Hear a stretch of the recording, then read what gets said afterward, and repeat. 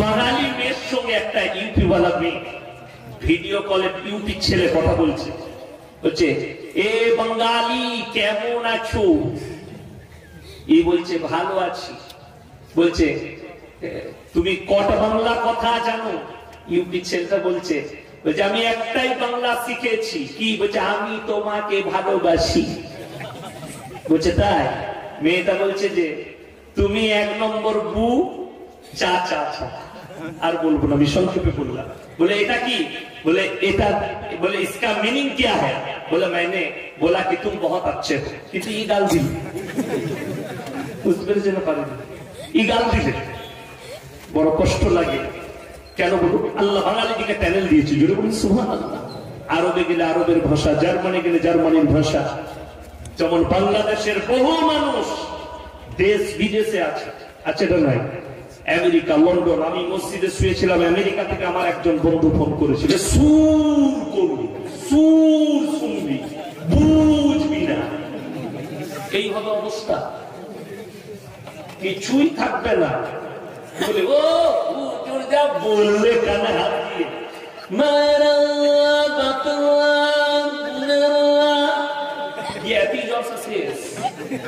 বলে ইসলাম কি বুঝলি? বলে কিছু বুঝিনি, খালি মক্কার মদিনা, বাপ আর মা, চাচা আর ফুফু, এই ইসলাম কি বুঝলি? আমার ভাই, আমি আপনাদেরকে অনুরোধ করে যাচ্ছি, শুনেলেন যে জাতির শিক্ষা নেই, যে জাতির কাছে এডুকেশন নেই, তারা কখনো কামিয়াবি লাভ করতে পারে। আর মুসলমান বলে দিই না এডুকেশন আছে না দিন শিক্ষা আছে, কোনটাই। এখানে যতগুলো লোক বসে আছে 100 জনের মধ্যে 80 জন কোরআন পড়তে জানে না। ঠিক বলছি না ভুল বলছি? বলুন কই আপনাদের চেষ্টা কই? এত জলসা শুনছে, শুনে কি লাভ হলো? আপনি যদি কোরআনটা না শিখলেন, আপনি যদি হাদিস কোরআনের উপরে আমল করতে না শিখলেন, শিখবেন কি করে? বিসমিল্লাহ। আলহামদুলিল্লাহ, আমরা তো অনেক জলসা শুনি, এ শুনেই আসছি। আমলটা কখন করবি? মরার পরে, কবরে। বড় কষ্ট লাগে। আজ থেকে সবাই নিয়ত করুন তো, যারা কোরআন জানি না কোরআন শিখবো, জোরে বলুন ইনশাআল্লাহ। আমি বলে যাচ্ছি, রমজানুল মুবারকের মাস আসছে। হযরত আবু বকর সিদ্দিক রাদিয়াল্লাহু তাআলা আনহু নবীজি সাল্লাল্লাহু আলাইহি সাল্লামকে জিজ্ঞেস করলেন, ইয়া রাসূলুল্লাহ, রমজানুল মুবারকের মাসে সবথেকে উত্তম ইবাদত কোনটা? আমার নবীজি বললেন, যারা বেশি কোরআন তেলাওয়াত করবে সেটাই উত্তম। জোরে বলুন সুবহানাল্লাহ। কেন? রমজানুল মুবারকের মাসে আল্লাহ তাআলা প্রত্যেকটা নেকিকে 70 গুণ বাড়িয়ে দেয়। জোরে বলুন সুবহানাল্লাহ। এখন আপনি যদি এই কোটা হালকা কমিয়ে দাও, আমার ভাই, আপনি যদি এই সময় কোরআন পড়ে একটা হুরুফে 10টা করে নেকি পাবেন। জোরে বলুন সুবহানাল্লাহ। 70 গুণ বেড়ে গেলে 7 10 কত? 70, 700 নেকি পাবেন একটা হুরুফে রমজান মাসে। জোরে বলুন সুবহানাল্লাহ। সকালে উঠে যদি কোরআন তেলাওয়াত করে, আমাদের সমাজের লোক তো কি বলবো, রমজান মাস এলে তো মজার মাস। তারাবি পড়ে একটা ভাত খাবে, তারাবিতে দেরি হলে চলবে না, পাইকিরি তারাবি পড়বে, তাড়াতাড়ি শেষ কর, নামাজ শেষ হলো, ভাত খেলে শুলো, সাহাবিতে বিবিকে বলবে 15 মিনিট আগে উঠাবি, দিয়ে সেই হাঁসের মতো হাঁসটা খেয়ে নেয়, ইউ তাড়াতাড়ি করে খেয়ে নিলে ও টাইম শেষ। বলে আর কদিন কাছে? বলে 3 মিনিট। বলে তাড়াতাড়ি বিড়িটা ভরা করে বিড়ি চলে দিল। ঠিক বলছি? বিড়ি খেয়ে দিল, দিয়ে সেহরি হয়ে গেল, সেহরি শেষ, নামাজটা পড়লো, আবার একটা ঘুম বেলা 10টা পর্যন্ত। তারপরে বাজার ঘাট করে দিল, হযরত জোহরের নামাজ পড়ে মসজিদ থেকে আর বাড়ি আসেনি, মসজিদ খানচানিয়ে শুয়ে পড়েছে।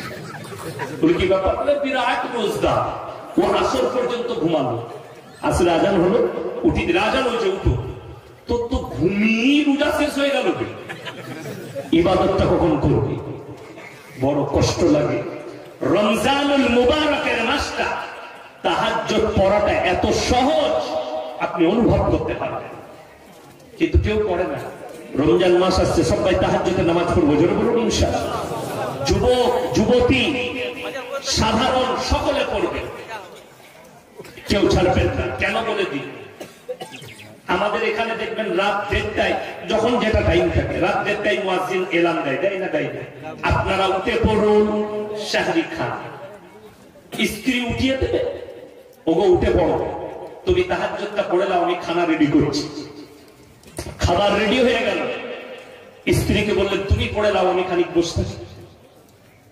স্ত্রীরও তাহাজ্জুদ পড়া হয়ে গেল। স্বামী স্ত্রী ছেলে পিলে একসাথে শাহরি খেলে 30 দিন আপনার তাহাজ্জুদ পড়া হবে, হবে না?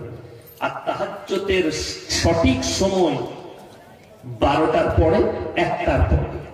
কেন? কোরআনে আমার আল্লাহ বললেন ইয়া আইয়ুহাল মুযাম্মিল, প্রথমে নবীজির প্রশংসা করলেন, জোরে বলুন সুবহানাল্লাহ। হে নবী, তুমি যখন কোরআন, তুমি যখন কম্বল আবৃত্তি করো, গায়ে দাও, পৃথিবীর কোন রাজা বাদশাকে অত সুন্দর লাগে না, তোমাকে মেম্বারে এত সুন্দর লাগে। আমার আল্লাহ প্রশংসা করলেন, জোরে বলুন সুবহানাল্লাহ। আল্লাহ নিজে নবীজির প্রশংসা করেছে, ইয়া আইয়ুহাল মুযাম্মিল। তারপরে আয়াতে বললেন কুমিল লাইলা ইল্লা কালিলা নিসফাহু আও ইনকুস মিনহু কালিলা আও জিদ আলাইহি ওয়া রাত্তিলিল কুরআনা তারতিলা। উঠে পড়ো, নিসফ মানে হচ্ছে অর্ধেক, অর্ধেক কিংবা তার থেকে একটু বেশি। অনেকজন যদি, আমাদের দেশে অনেকজন আছে, হুজুর বলেছে তাহাজ্জুদ পড়তে, রাত 11:30টায় পানির বোতল নিয়ে মসজিদে চলবে। বউ বললে কোথায় যাচ্ছ গো? বলে ফাটিয়ে দেবো, তাহাজ্জুদ পড়বে। তুই কেলানি খাবে, কেন মার খাবে শুনেলে? আল্লাহ রাব্বুল আলামিন কারো হক মারতে বলেননি, জোরে বলুন সুবহানাল্লাহ। তুমি যদি রাত 11:30টায় মসজিদে চলে যাও, বিবির হক মারা হবে। রাত্রিতে বিবির কাছে সময় দাও। হে নবী, ওয়াদ্দিক নিসফ আও ইনকুস মিনহু কালিলা, কিংবা তার থেকে একটু বেশি। তার মানে 12:30, 1টা, 1:30টার সময় উঠো, উঠে তাহাজ্জুদের নামাজ পড়ো, বিবির হক আদায় হবে, আল্লাহর হক আদায় হবে। জোরে বলুন সুবহানাল্লাহ। আল্লাহ শিখিয়েছে নবীজিকে, উঠে পড়ো। আও জিদ আলাইহি ওয়া রাত্তিলিল কুরআনা তারতিলা, जबकि कुरान पढ़ने के लिए जाओ तो तरतील के साथ শুদ্ধভাবে কোরআন পড়ো। আমাদের দেশের কিছু লোক কোরআন পড়ে, ফেরেশতাও গ্রামে থাকে না, পালিয়েছে। আর তারা চেষ্টাও করে না, ইমামের কাছে যায়, হাফেজ সাহেবের কাছে যায়, কোরআনটা একটু শুদ্ধ করে নিয়ে। চেষ্টা কেন নেই? আমি যদি ইমামের কাছে যাই আর গিয়ে বলি হুজুর আমার কোরআনটা দেখুন তো ঠিক পড়ছে কিনা, আমি তো হুজুরের কাছে ছোট হয়ে যাব। ছোট হওয়া তো যাবে না, আমি তো বিরাট বড় মুফতি। এখন তো মুফতির অভাব নেই, অভাব আছে। আপনি মুরাকাটা বাজারে গেলে বুঝতে পারবেন কিভাবে আলুবালা, পটলবালা, মূলবালা সবাই ফতোয়া দিচ্ছে। ফতোয়া দিবার লোকের অভাব নেই। 3 বছর আরবে থেকেছে, নাহলে 5 বছর আরবে থেকেছে। ঘুরে এসে মসজিদে গিয়ে ইমামকে বলছে কাই পাহাড়ুকা। ইমাম সাহেব ভয় খেয়ে গেছে, আল্লাহ এত আরবি জানলে কি করবে? আর গ্রামের মুসল্লিরা বয়স্করা বলছে দারুণ শিখেছে, দারুণ পণ্ডিত, দারুণ কথা। আরবে যারা মুরগি বিক্রি করে কি ভাষায় কথা বলে? বাংলায় তো, আরবিতে। আরবে যারা পায়খানা পরিষ্কার করে তারাও আরবিতে কথা বলে। সে যদি আমাদের দেশে এসে আরবিতে কথা বলে, সে মুহাদ্দিস হয়ে যাবে না? কষ্টটা এই জায়গায়, আমাদের দেশের লোক তাকে মুহাদ্দিস ভাবে। তাকে যদি খালি জিজ্ঞেস করে, এখানে যদি কেউ থাকে 5 বছর 10 বছর আরব থেকে ঘুরে এসেছেন, আরবি ভাষা জানেন, সামনে আসুন, আমি খালি একটা প্রশ্ন করব, 3 দিন পায়খানা থেকে বেরোবেন, চ্যালেঞ্জ। তাকে খালি জিজ্ঞেস করব আলহামদুলিল্লাহি রাব্বিল আলামিন, এই এক লাইনের খালি ইজরাটা করে। উলামারা, তালবিলিমরা ছাড়া ইজরা কেউই বুঝে না। ঠিক বলছি না ভুল বলছি? কেউ বুঝে না, গ্রামার জানে না। যেমন বলে দিই আপনাদেরকে, শুনেলেন, আপনার মনে মনে হবে আরবি বলছে নাকি দোষের? আরবি বলতে দোষের নেই, নিজেকে পণ্ডিত ভাবাটা দোষের। লন্ডনে যারা মুরগি বিক্রি করে কিসে কথা বলে? বাংলায়, ইংরেজিতে। লন্ডনে যারা পায়খানা পরিষ্কার করে তারা ইংরেজিতে কথা বলে। সেই লন্ডনের একটা পায়খানা পরিষ্কার করা মেথড এসে যদি আমাদের দেশের প্রফেসরকে বলে what is your name, what is your father name, what is your village name? আর আপনি যদি বলেন কি ইংরেজি জানবে, প্রফেসরও কথা বলতে পারছেন, আর প্রফেসর যদি তাকে জিজ্ঞেস করে হোয়াট এর গ্রামারটা বল, তখন সে পায়খানা করে খুঁজে ফেলা যাবে। কেন? সে তো গ্রামার वाला মাল নয়, সে ভাষার মাল। কিসের মাল বললাম? ভাষা শিখেছে। আমি গুজরাটে ছিলাম 12টা বছর। আমি গুজরাটে গেলে যখন সুরাটে নামি, স্টেশনে হোক এয়ারপোর্টে হোক, বেরুলে আমি গুজরাটিতে কথা বলি। এই গুজরাটিরা বলে টেস্টি वाला कहां जाओ छे? हमने सूरत में हूं, हम लोग कपलेता में जाओ छे, लाजपुर ने बाजू। तो चलो तो बेही जाओ। কিছু বুঝলেন আপনারা? সবটা বুঝতে পারলেন? পেরেছে? পারেন না। আমাকে যদি গুজরাটি বই ধরে দেয়, তখন আমি পায়খানা ঘর খুঁজে পারবো। কেন? আমি ভাষার মাল, পড়ার মাল নয়। পড়ার জ্ঞান আমার না, আমার খালি ভাষাটা মুখস্থ আছে, আমি ভাষাটা শিখেছি। বাঙালি দিকে আল্লাহ তাআলা ঠিক ট্যানেল দিয়েছে, সেই ট্যানেলটা কি বলুন তো? যেখানে যায় সেই ভাষাকে ক্যাপচার করে নেয়। কিন্তু একটা বিহারি সে যদি বাংলা বলে ধরা পড়ে যাবে, মাল বিহারি। ঠিক বলছি না ভুল বলছি? একটা ইউপি वाला যদি বাংলা শিখেও নাই কলকাতায় থেকে, ধরা পড়ে যাবে। কেমন আছো, ভাত খেয়েছো, ধরা পড়ে যাবে, মালটা বিহারি নাহলে ইউপি वाला। ঠিক বলছি না ভুল বলছি? কিন্তু আমরা উর্দু বলবো, ইউপি वालाদের খবর নাই যে ধরে ফেলি। আমাকে তো অনেক টেস্টি वाला জানেই না যে ইয়ে বাঙালি, তারা মনে করে গুজরাটি ভাষা বলে। ইউপি वाला, ইউপিতে লখনৌতে আমি যখন কেরাত পড়ি ইরফানিয়ায়, কেউ বুঝতে পারত না মার্কেটে। কেন? তারা যে ভাষায় কথা বলতো, আমি সেই ভাষায় বলবো। ওই ভাষা। ইউপিতে একটা ভাষা আছে ভাইয়া ভাষা। इदारिश आने का, उदारिश जाने का, क्यों बुझे? भैया भाषा। আমি জানি ওটা ভাষা করেছি, তাদের সাথে বাঙালি ক্যাপচার করেছি, কিন্তু তারা আমাদের ভাষা ক্যাপচার করতে পারে।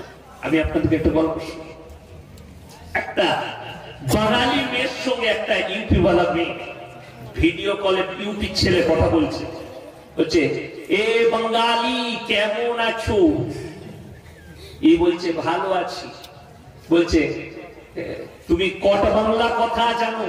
ইউপি ছেলেটা বলছে আমি একটাই বাংলা শিখেছি। কি? বলছে আমি তোমাকে ভালোবাসি। বলছে তাই? মেয়েটা বলছে যে তুমি 1 নম্বর বু, চা চা চা। আর বলবো না, আমি সংক্ষেপে বললাম। बोले এটা কি? बोले এটা, बोले इसका मीनिंग क्या है? बोला मैंने बोला कि तुम बहुत अच्छे हो। কিন্তু এই গাল দিল, বুঝতে পেরেছেন না? পারেন এই গাল দিলে বড় কষ্ট লাগে। কেন বলুন? আল্লাহ বাঙালি দিকে ট্যানেল দিয়েছে। জুড়ে বলুন সুবহানাল্লাহ। আরবে গেলে আরবের ভাষা, জার্মানি গেলে জার্মানির ভাষা। যেমন বাংলাদেশের বহু মানুষ দেশ বিদেশে আছে, আছে না নাই? America, London. আমি মসজিদে শুয়েছিলাম, আমেরিকা থেকে আমার একজন বন্ধু ফোন করেছিল, বাংলাদেশে খুব কাছের মানুষ, অন্তরের মানুষ। ফোন করেছিল, হাজরাত আপনি কোথায় আছেন? আমি জলসায় আছি। আমি বললাম তোমাকে রাত 1:30 2টোয় নেমে আমি ফোন করব তোমাকে। বলে ঠিক আছে। কেন? আমি এখন কটা বাজছে? বলে হুজুর আমাদের বেলা 12টা বাজছে। আমাদের কত? রাত 10:30। এখন আমাদের 10:30 বাজছে, 10:40। বলে হুজুর আমাদের এখানে 12টা বাজছে।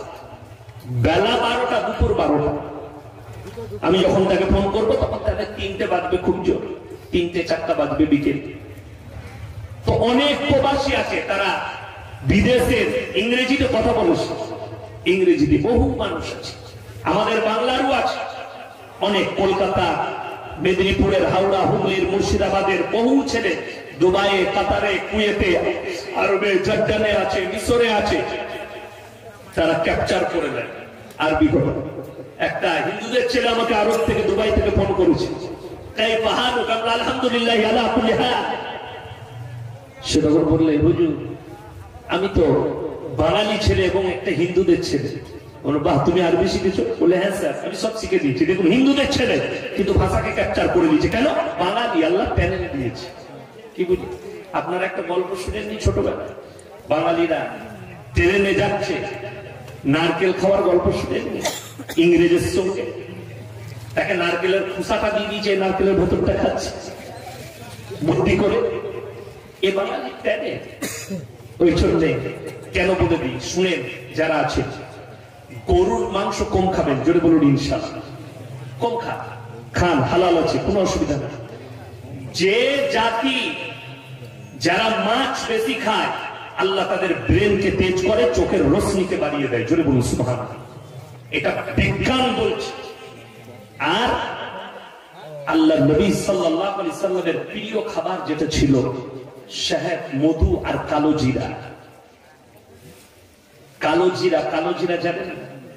শুনেলেন, যাদের রোগ হয়, জানা হয়, কারো জ্বর হয়, যে কোনো রোগ ব্যাধি হোক, হাদিসে আছে সমস্ত রোগের শিফা আল্লাহ কালো জিরার মধ্যে রেখেছে, জোরে বলুন সুবহানাল্লাহ। মধু যেটা আমরা দেখি খায়, এই জান্নাতে একটা মধুর নহর থাকবে, জোরে বলুন সুবহানাল্লাহ। আল্লাহ রাখবেন মধুর শহদের নহর। আর এই মধুমক্ষীর উপরে আল্লাহ একটা সূরা অবতীর্ণ করেছে, সেখানে মানুষকে বোঝাতে চেয়েছেন কি শুনে দেন, এই জিনিসটাই মুসলমানদের মধ্যে কমি। আল্লাহ মধুমক্ষীর দ্বারা, মৌমাছির দ্বারা একটা জিনিস বুঝাতে চেয়েছে, মানার সিফাত। একটা মানুষকে, নেতাকে যে মানতে হয়, উলামাদিকে যে মানতে হয়, আল্লাহর হাবিব সাল্লাল্লাহু আলাইহি সাল্লামকে মানা, আমার আল্লাহ মধুমক্ষীর দ্বারা মানুষকে বুঝিয়েছে। দেখবেন একটা তাকেতে অনেক মৌমাছি থাকে না? সেই মৌমাছিগুলো কখন পালাই জানে?